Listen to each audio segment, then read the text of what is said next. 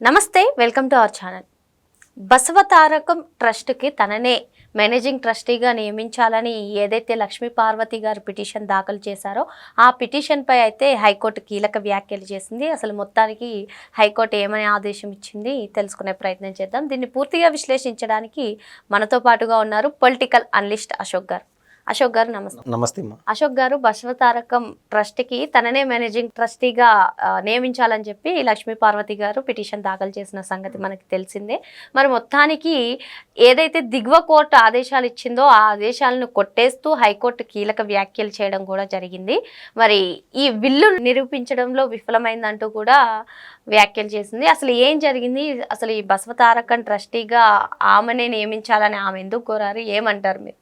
సరే, irrespective of subject, ఒకటి మా బీజేపీ వాళ్ళ, వైసీపీ వాళ్ళ, జనసేన వాళ్ళ, ఎన్ని రకాల పార్టీలైనా కానివ్వండి, పాలిటిక్స్కి అతీతంగా సరే పాలిటిక్స్ కూడా ఇంక్లూడ్ చేసుకొని మాట్లాడదాం. బసవతారకం హాస్పిటల్ అని పేరు ఎత్తుకుంటే బాలకృష్ణ గారు ఈ బసవతారకం హాస్పిటల్లో ఏదన్నా ఒక్క రూపాయిన లబ్ధి పొందుతున్నాడా అనేది మనం ఒకసారి ప్రైమరీగా ఆలోచించేద్దాం. ఎవరు కూడా చెప్పరు ఆయన ఎనలేని సేవ అందిస్తూ ఉన్నాడు.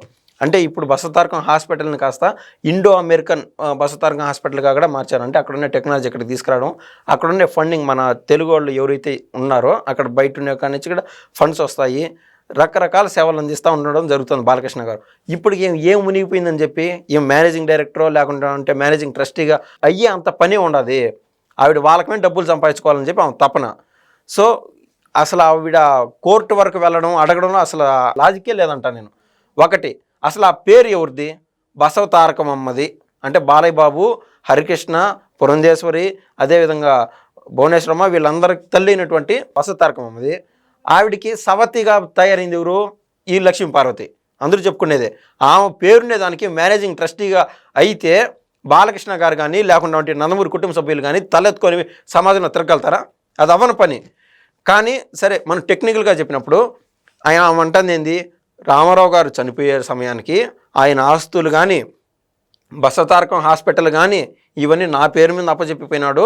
దానికి ఆ టైంలో అక్కడ ఉన్నటువంటి సుబ్బారావు అనే ఆయన ప్రధాన సాక్షిదారిగా ఉన్నాడు అన్నారు. అది కోర్టు వరకు వెళ్తా వచ్చాయి. అది 2009లో మళ్ళీ కోర్టులో వేయడం జరిగింది. అంటే హైకోర్టు కాదు, దిగువ కోర్టులో. ఆ టైంలో వీళ్ళు ఇచ్చిన ప్రూఫ్స్ ఏంటంటే ఆ టైంకి సుబ్బారావు నేను చనిపోయినాడు. అంటే రామారావు గారికి లక్ష్మీపార్వతికి ఎవరైతే మీడియేషన్గా ఉన్నారో సాక్షి సంతకాలు పెట్టినారు ఆ టైంలో. అది ఎంత మేర నిజం జరిగిందంటే వీళ్ళు బాలయ్య బాబు వీళ్ళు కూడా కోర్టులో ఫైట్ చేస్తూ వచ్చారు. ఆ సమయానికి 2009 దాటిన తర్వాత ఆ సుబ్బారావు అనే ఆయన లేడు, చనిపోయినాడు. వయసు రీత్యానో అనారోగ్య రీత్యానో చనిపోయినాడు. కానీ ఆయన ఆ కోర్టులో ఏం సమర్పించిందంటే సుబ్బారావు గారి కొడుకు జేవి ప్రసాద్ ఆయనకి నోటి మాటగా చెప్పినారు. కావాలంటే ప్రూఫ్ జేవి ప్రసాద్ ఉన్నారు, ఆయన అడగండి కోర్టు చెప్పింది. నోటి మాటలు చెల్లవు, ఏమైనా రాతపూర్వకంగా ఉంటే చూపిండి అని చెప్పి కోర్టులు అంటే ఆ ప్రపోజల్ పైన పూర్తి స్థాయిలో ధిక్కరించడం జరిగింది. ఈవిడ ఇంకా సుప్రీంకోర్టుకు పోయేది ఇవన్నీ వాదనలు ఉండవు. సుప్రీంకోర్టు కూడా దాన్ని ఏదంటే క్వాష్ పిటిషన్ అంటారు, ఏ రకంగా అంటారు. కానీ అనవసరమైన వాటికి కోర్టు సమయాన్ని వృధా చేస్తే వీడిపైన మళ్ళీ కేసు పడుతుంది. అంటే ఇన్ని రోజులు ట్రయల్ రన్స్ అయితా పోయి ఫైనల్గా హైకోర్టులో ఇవాళ కొట్టేయడం జరిగింది. దిగువ కోర్టులో ఉన్న సబ్జెక్ట్ని హైకోర్టు కొట్టేయడం జరిగింది. అంటే దిగువ కోర్టులో కూడా ఇంక అప్లై చేసుకోలేదు. సో పూర్తి స్థాయిలో 2019 సమయానికి హరికృష్ణ బాలకృష్ణ గారి చేతలో ఉంది బసవతారకం హాస్పిటల్కి సంబంధించి. ఇది ఇప్పుడు బాలయ్య బాబు చేతలో ఉంది. ఆయన సక్సెస్ఫుల్గా రన్ చేస్తానే ఉన్నాడండి. లక్ష్మీ పార్వతి గారు ఎప్పుడు చూసినా సరే రామారావు గారి మీద నాకు చాలా అభిమానం, నేను చాలా ప్రేమిస్తాను అని చెప్పి ఆమె చెప్తా ఉంటుంది. కానీ ఎందుకని నందమూరి కుటుంబానికి ఈమెకి పడదు? సరే, సహజంగా సమాజ నైజం కూడా ఒకరికి తొలి భార్యకి రెండో భార్యకి పడదు, వారి బిడ్డలకి ఏరి బిడ్డలకి పడదు. ఆయన ఆఖరి మూమెంట్లో ఏదో అనారోగ్య రీత్యానో ఏ విధంగానో ఆవిడ రామారావు గారి దగ్గర చేరి నీ బయోగ్రఫీ రాస్తానని చెప్పి దగ్గర చేరింది. అది ఏ క్వశ్చనో ఆయనకి ఇంకా బాగా దగ్గర చేరి ఆయన ముసుగులో గుద్దులాట ఎందుకని చెప్పి తాలిబొట్టు కట్టి సమాజంలో తిప్పుతూ వచ్చాడు. ఇప్పుడు దాకా పర్లేదండి.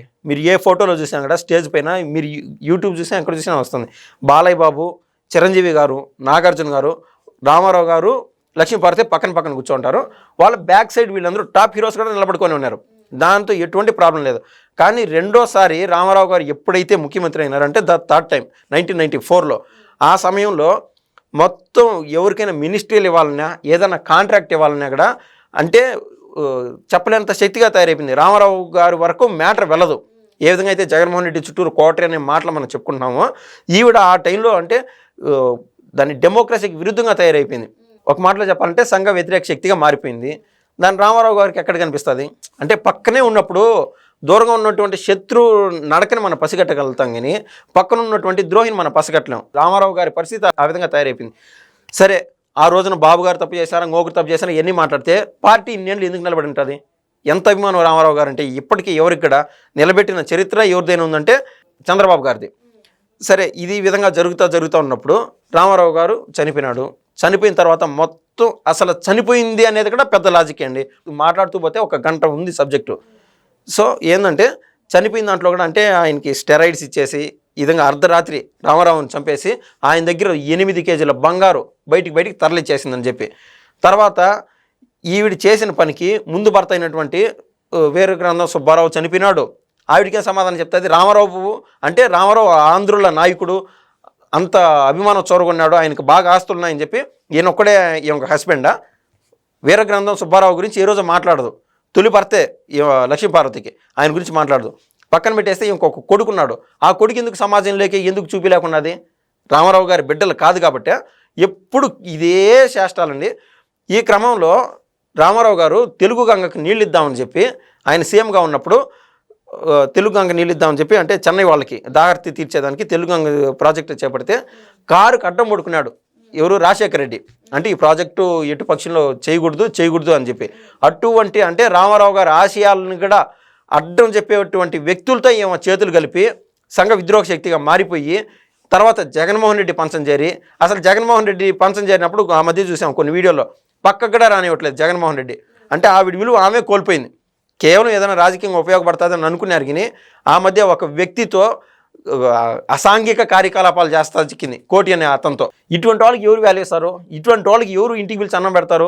ఇటువంటి వాళ్ళతో ఎవరు ఫోటోలు దిగుతారు? ఎవరు కుటుంబంలో చేర్చుకోగలుగుతారు? అసలు అనుకుంటేనే వాళ్ళ రక్తం మరిగిపోతూ ఉంటుంది. రామారావు గారు లేని ఇన్నేళ్ళైనా కూడా గత ప్రభుత్వంలో 2019 నుంచి 2024 వరకు ప్రజల మాటల్లో చెప్పాలంటే ఏ మాయరోగం వచ్చిందని చెప్పి రామారావు గారు అతను ఏ విధంగా అయితే నేను తెలుగు గంగ ప్రాజెక్టు గురించి చెప్పాను, రామారావు గారు అంత ఆశపడి కలలుగని తన యొక్క ఆశయాన్ని పదిలం చేస్తూ ఎన్టీఆర్ హెల్త్ యూనివర్సిటీ పెట్టినాడు. దాన్ని ఏం చేశాడు? వైఎస్ఆర్ యూనివర్సిటీగా మార్చేస్తే ఈరోజు ఏమైంది? విశాఖపట్నం క్రికెట్ స్టేడియానికి వైఎస్ఆర్ క్రికెట్ స్టేడియంగా ఉన్నింది తీసేసినారు. చర్యకి ప్రతి చర్య ఎప్పుడు ఉంటుంది. సరే, ఆ రోజు ఎందుకు మాట్లాడాలా లక్ష్మీపార్వతి? వాళ్ళ భర్తే కదా. అంటే జగన్మోహన్ రెడ్డి వేసే అంటే కుక్క బిస్కెట్లకి ఆశపడి ఉన్నింది. అటువంటి వాళ్ళకి అందరం ఎక్కించే ప్రశ్నే ఉండదు. యావత్ సమాజం కూడా ఇటువంటి వాళ్ళని దూరం పెట్టాలా. అసలు వాళ్ళ మాటలు నేను కనీసం 3 నిమిషాలు వీడియో ఓపిక నేనైతే చూడలేనండి. మరో అంశంతో మళ్ళీ కలుద్దాం. Thank you. ధన్యవాదాలు.